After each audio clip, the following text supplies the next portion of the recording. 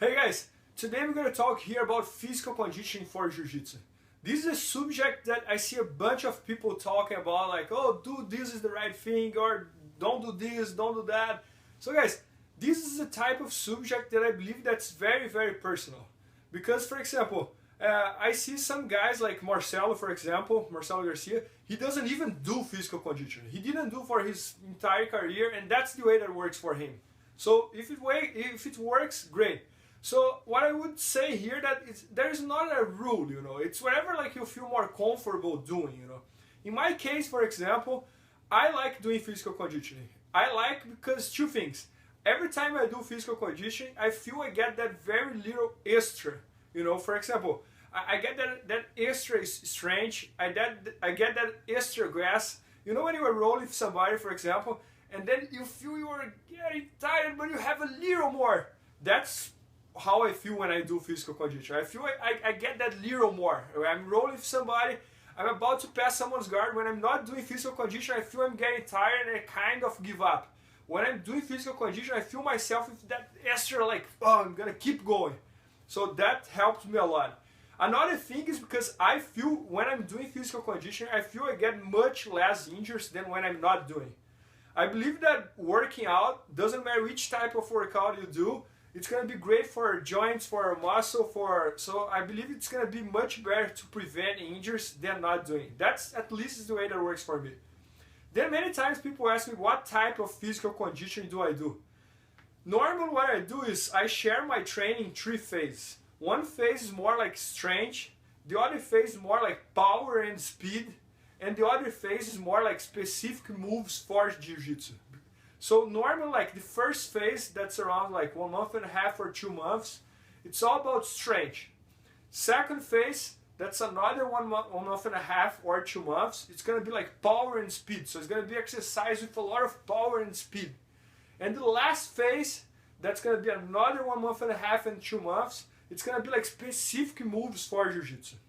So normally what I do is like January and February, strength and conditioning, like using a lot of weights, this and that.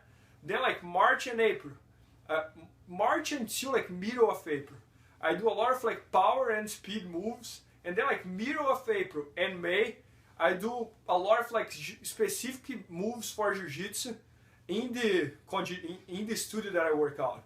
So, and then in June is my main goal, that's the words, and then I feel great. And guys, I believe that what's really important is, since like 2 or 3 years ago, I have been looking to have a personal trainer on my side. So he makes the plan for me, and he's actually on my side as well when I'm working out, so that helps me a lot.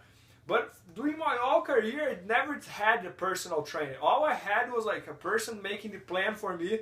I would tell them what's my goal, what I want to compete, what's more important, what's less, and they would make the goal. They would make the plan, and then I would follow the plan by myself. I would go to the gym, or I would go to some studio, and I would work out by myself.